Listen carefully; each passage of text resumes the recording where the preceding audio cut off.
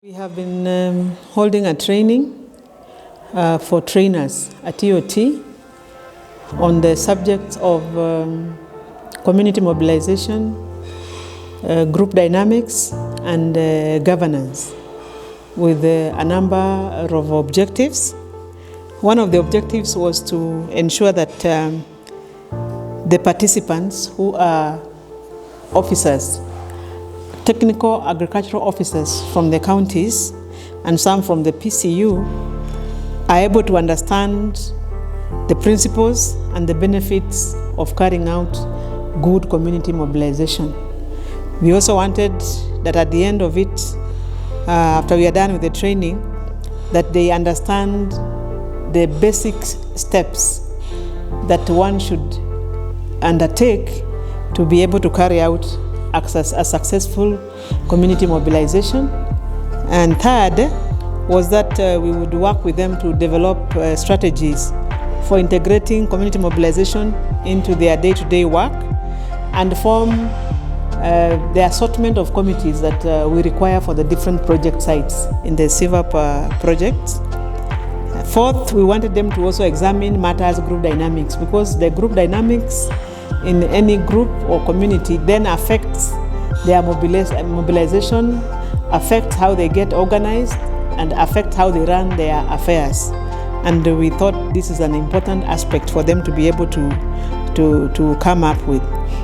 So we wanted them to really understand how to apply matters group dynamics and how they influence the program implementation.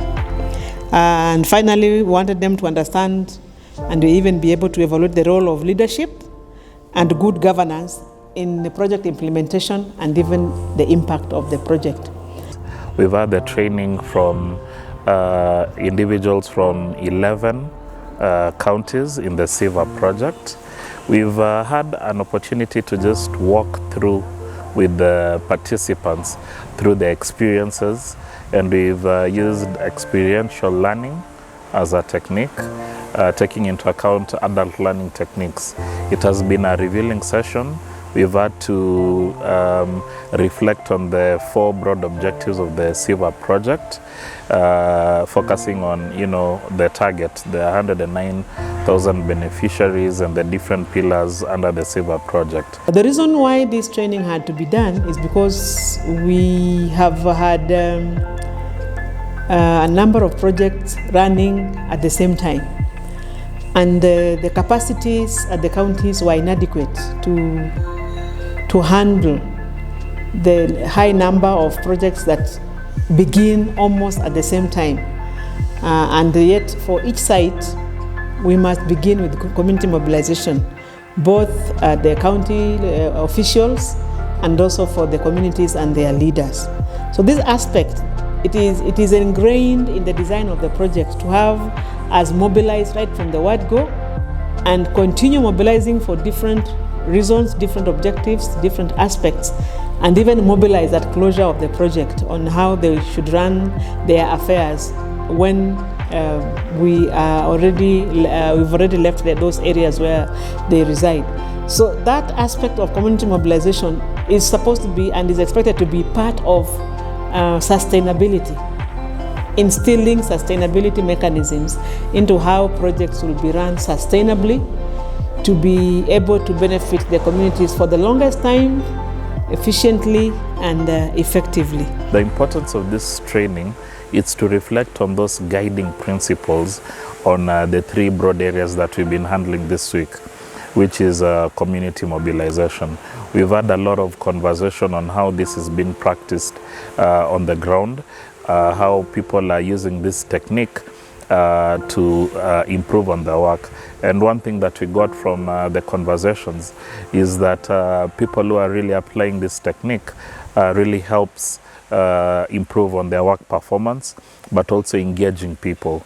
And also just analyzing the different group dynamics, the different scenarios that and people who are part and parcel of this project in the community.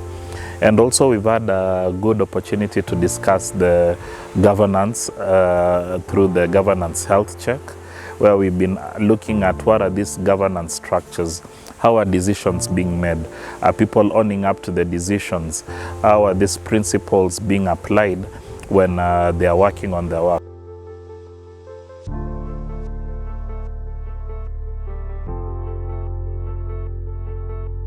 And we've had a lot of experiences, a lot of good practices, a lot of cross-learning, cross-sharing from the team.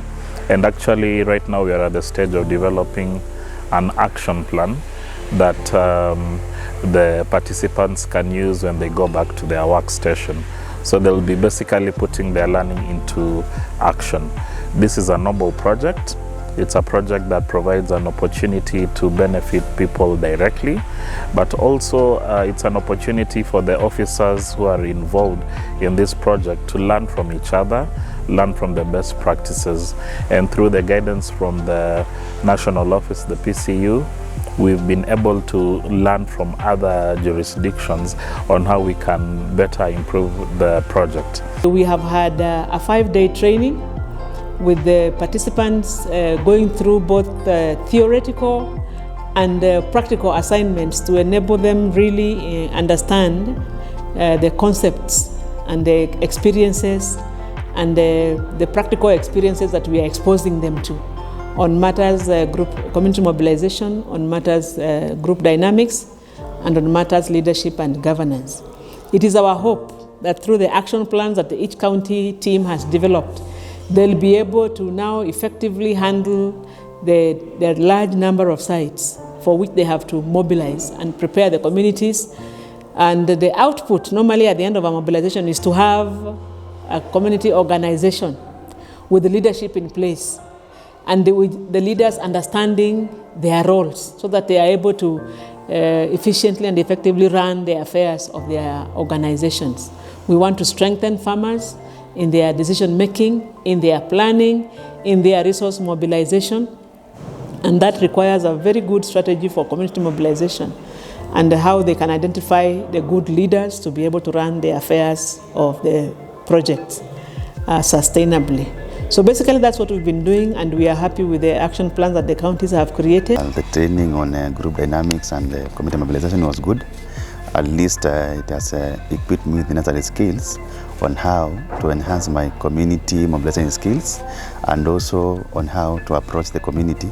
As I've learned that in my community, I'll be meeting different people with different personalities, and these personalities I should embrace them because they influence the sustainability of SIVAP project which we are implementing in my catchment.